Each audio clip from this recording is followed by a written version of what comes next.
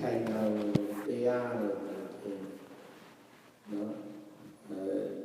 ဘယ်နဲ့ကလည်းပြောပြီးမြတ်စွာဘုရားတရားမျိုးရှိတယ်တရားသုံးမျိုးရှိတရားလည်းမကောင်းမှုကိုရှောင်နိုင်တဲ့တရားရဲ့ကောင်းမှုကိုရှောင်နိုင်တဲ့တရားရဲ့စိတ်ကိုဖြူအောင်စိတ်ကိုထားတဲ့တရားအဲ့တရားသုံးမျိုးထဲမှာအခုတရားထိုင်နေလို့အများပြောတယ်ဖြူအောင်စိတ်ကိုထားဆိုတဲ့အဆုံးအမလိုက်တာတော့အပြင်စိတ်မှာကိလေသာအငြိကြီးတွေခင်းရခင်းကြောင်းအပြင်အာယုန်တွေကိလေသာအငြိကြီးတွေဆိုတာအပြင်မှာမျက်စိနဲ့မြင်ရတာနားနဲ့ကြားရတာနှာခေါင်းနဲ့နားရတာရှားနဲ့စားတာကိုယ်နဲ့ထိတိခဲ့တာအာယုန်ကအဲ့ဒီအာယုန်၅ပါးကိုစဉ်းစားလိုက်လို့ရှိရင်မျက်စိကမြင်ရတာလည်းပဲရှစ်ဆရာတွေမုန်းဆရာတွေဒါပဲရှိပါပဲနားကြားရင်လည်းရှစ်ဆရာနဲ့မုန်းဆရာပဲဒါပဲတွေ့မှာပဲကိုယ်နံခဲ့တာစားခဲ့တာတွေးကြည့်ခဲ့တာရောအကုန်လုံးဒါပဲစဉ်းစားလိုက်အဖြစ်ရဒီမျိုးကိုတွေ့တယ်ဘာလဲဆိုရှစ်ဆရာနဲ့မုန်းဆရာအဲ့လိုပြောတော့ရှစ်ဆရာကိုတွေ့တဲ့အခါဒီမှာချစ်ခင်နဲ့တတ်မြတ်တယ်လောဘကိလေသာတိုးတာမုန်းဆရာလို့ပြောတော့မုန်းကြီးခြင်းဆိုရင်ဒေါသကိလေသာတိုးတာအဲ့တော့အပြင်ကိုအာယုပြုပြီးအပြင်ကိုဆိုင်လူတွေမှာနောက်ဆုံးအတိုင်းအားဖြင့်လောဘဒေါသဆိုတဲ့ကိလေသာတွေတိုးစရာပဲတွေ့အဲ့ဒီလောဘဒေါသတွေလည်းခန္ဓာကိုယ်ကိုယ်တော်စီတတ်တယ်တဏ္ဍာဝတ္တုပကိုရှင်ရစီတတ်တယ်အဲ့လိုပြီးတဲ့အခါပထမဆုံးကတော့ဒီအပြင်အာရုံနဲ့စိတ်ကိုကင်းတော့အပြင်ကိုအာရုံယူပဲအတွင်းကိုအာရုံယူခိုင်းနေတာပဲတရားထိုင်တာဆိုတာတကယ်တော့ထိုင်တာကအဓိကမဟုတ်ဘူးဂရိထားတာကအဓိကနော်မြတ်စွာဘုရားတိပ္ပဏသုံးပါဆိုရင်ဂတိဝထိတိဝနိသိနေဝရနေသည်ဖြစ်စေသွားနေသည်ဖြစ်စေထိုင်နေသည်ဖြစ်စေအိမ်နေသည်ဖြစ်စေတတိမပြရှိထားရမယ်အဲ့ဒါကတော့အခုကြုံတော့ကိုယ်တည်ပြီးတဲ့နဲ့ကိုမှတ်ထားဖို့ကိုယ့်ကိုဆုံးဖြတ်ဖို့ပြောတာပေါ့တရားဘယ်လိုလုပ်ရတယ်တရားစခန်းနေမှာဆယ်ရစခန်းနဲ့တလစခန်းနဲ့ဒီလိုဝါတော့သုံးလစခန်းနဲ့တွားရရတယ်ရှိတယ်တွားပြီးတော့ပြန်လာတယ်တပည့်တော်တရားတော့အထုတ်ပါတယ်တရားမရခဲ့ဘူးတရားရလို့ရမှာသိမသိဘူး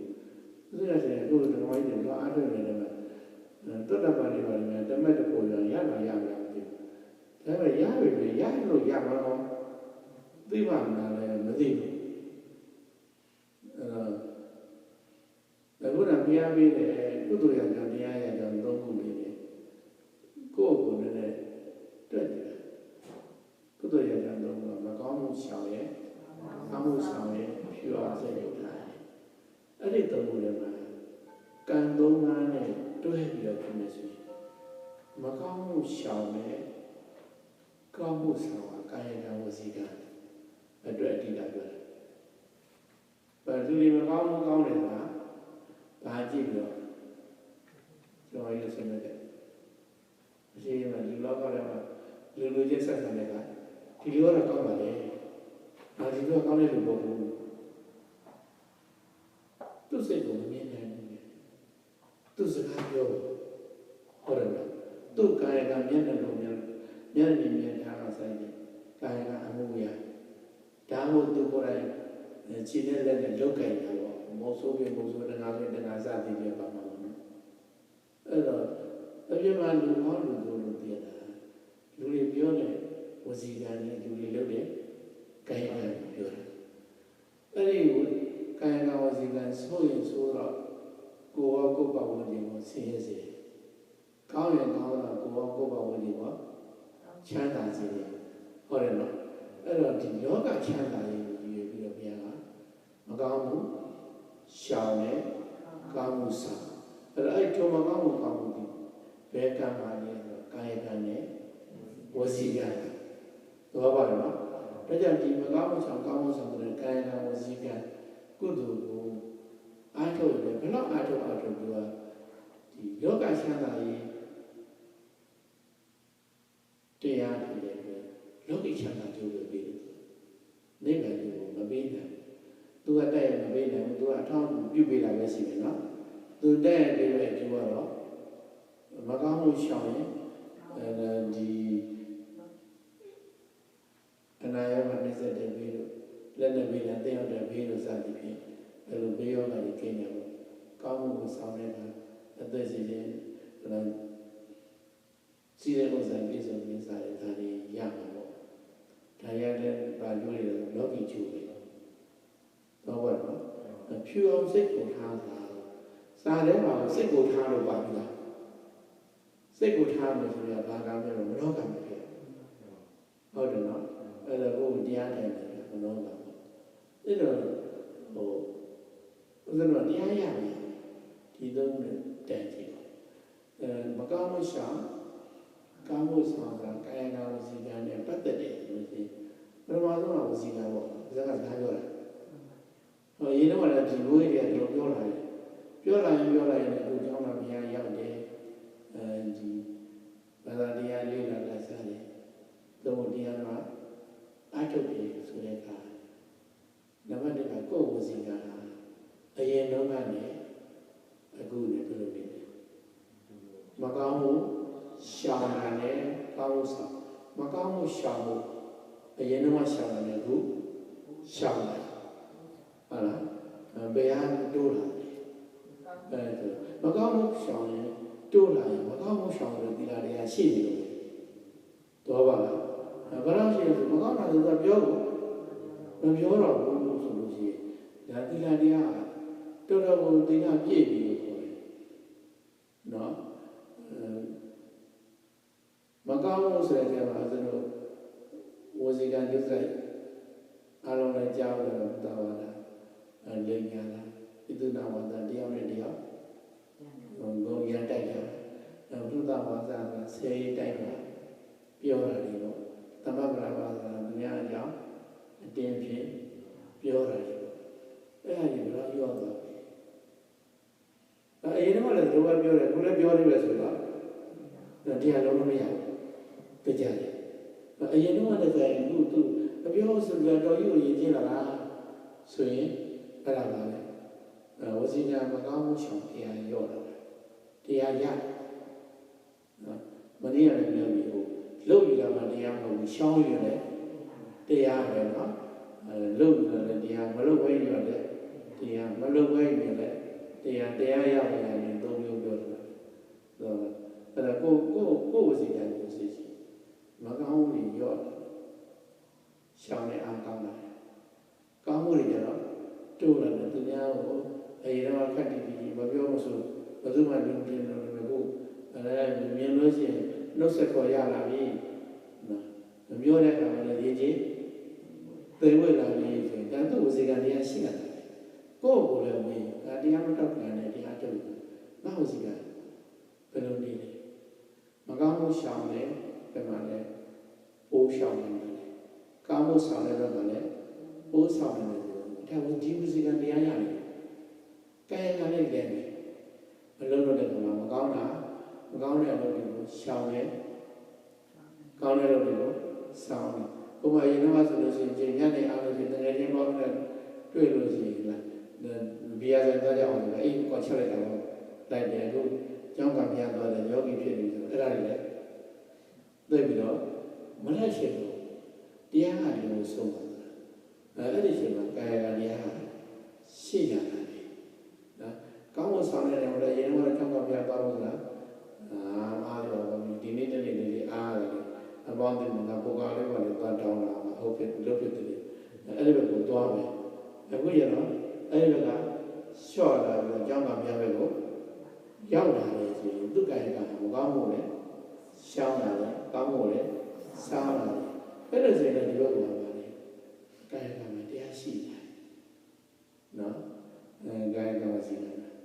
ခုနမနောကံဖြူအောင်စိတ်ကိုထားပြီး ကိုယ်စိတ်ကိုစိတ်ကြီးလူစရာ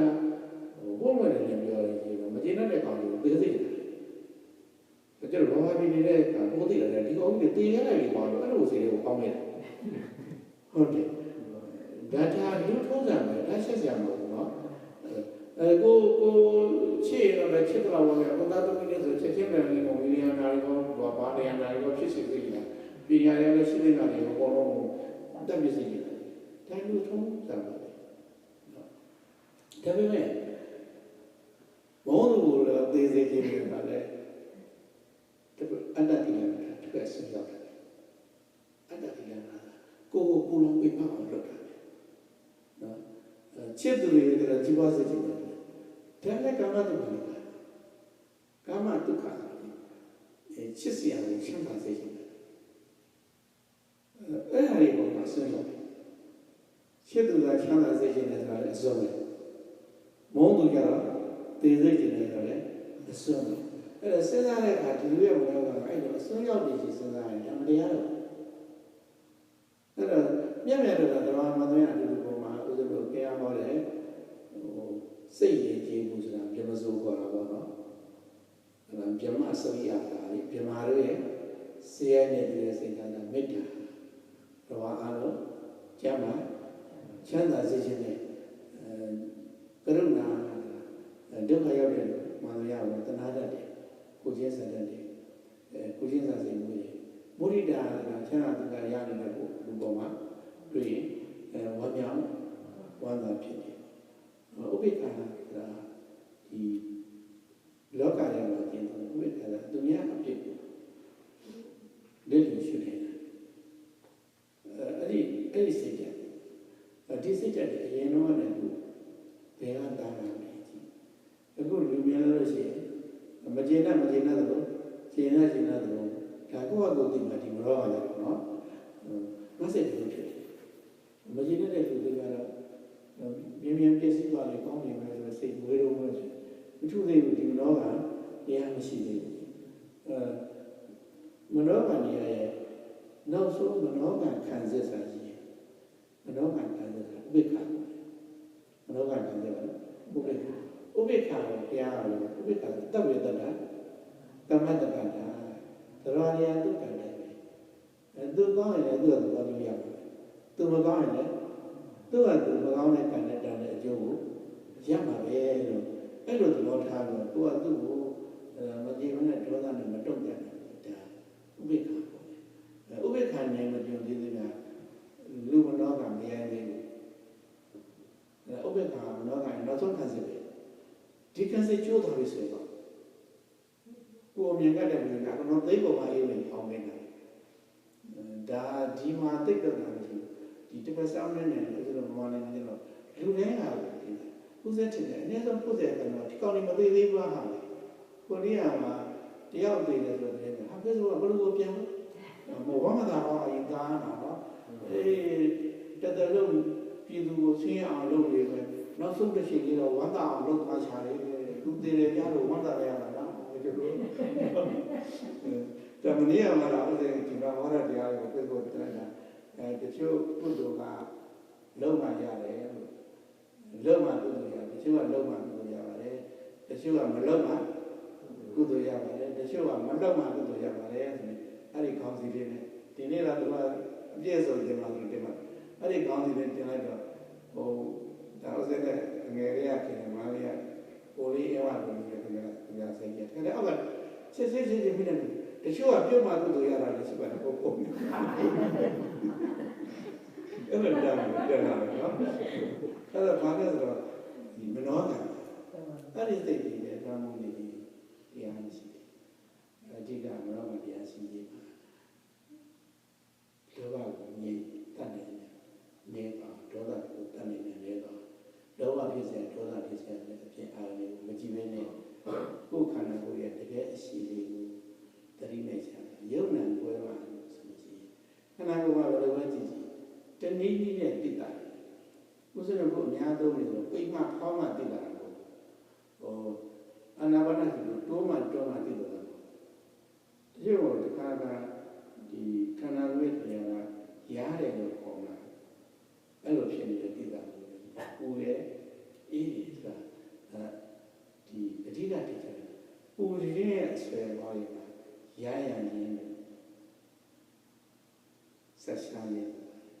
အေးကြီးရဲ့အဆွဲသွားရတာတိုက်ခဲခြင်းနဲ့နာကျင်ခြင်းနဲ့ပါတယ်ဘုံအတူတူပဲအဲ့ဒါတွေကိုသိတာကြသိတာနေတဲ့သဘောလေးဒီလိုလေးရှုပ်တရားလို့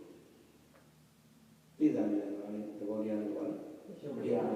အဲ့ဒီအရာတွေကသတိပဋ္ဌာန်မသိဘူးဒါကသတိပဋ္ဌာန်ကိုတခြားစိတ်ရတယ်ဆိုဟိုဖဲရတယ်ကြောချင်းလူကြီးကြိုက်နေတာမသိဘူးဒါဘာရချင်းအောက်လောက်ချနော်မသတိပဋ္ဌာန်ဖြစ်ရုံနဲ့သိတယ်ပေါ့သိကြတာရှိသိတာကဖြစ်ဘူးအဲ့ဒါသတိထားတယ်ပေါ့အဲ့ဒီသိတာနေတဲ့သဘောလေးကသိစရာလေးခန္ဓာကိုယ်မှာသိစရာဆိုဘာရှိလဲဆိုသိတာနေတဲ့သဘောကသိစရာအဲ့ဒီသိတာနေတဲ့သဘောလေးကိုသိလေးနေသိစေနာတယ်အကြမ်းရတယ်ဟောဒီနေ့ကဒီလေးထပ်တာနဲ့အောက်လာတယ်အောက်လာတယ်ကသိတာကပေါ်လာရင်ဒီနေ့အောက်နေတာသိလို့ဖြစ်တယ်အဲ့ဒီကံကရုပ်နဲ့အဲ့ဒီသိတာနေတဲ့သဘောလေးကရုပ်ဖြစ်တယ်အဲ့ဒါသိတဲ့သဘောလေးကနာဖြစ်တယ်အဲ့တော့ခန္ဓာဝိညာဉ်ကိုတော့အဲ့လိုကြည့်ပါမယ်ဟိုရက်စမ်းတဲ့ပြင်လောကမှာသိတာနေတာနဲ့သိတရားသိနေတာနဲ့ဒီလိုပဲရှိတယ်ခန္ဓာကိုယ်စားလို့ပြောမှဆိုရုပ်ရည်နဲ့နာမ်ရည်ရှိတယ်အဲ့ဒီသိ